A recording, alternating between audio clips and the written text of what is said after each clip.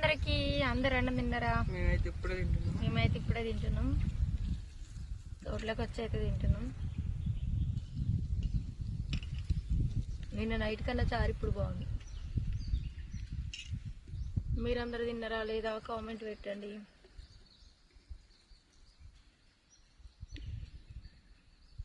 మాకైతే ఈ మధ్యలో అస్సలు ఇంటికాడనే తినబుద్ధి అవుతుంది అన్నం. తోటలకి తెచ్చుకొని తింటేనే తినాలనిపిస్తుంది. అదేందో అర్థమవుతలే.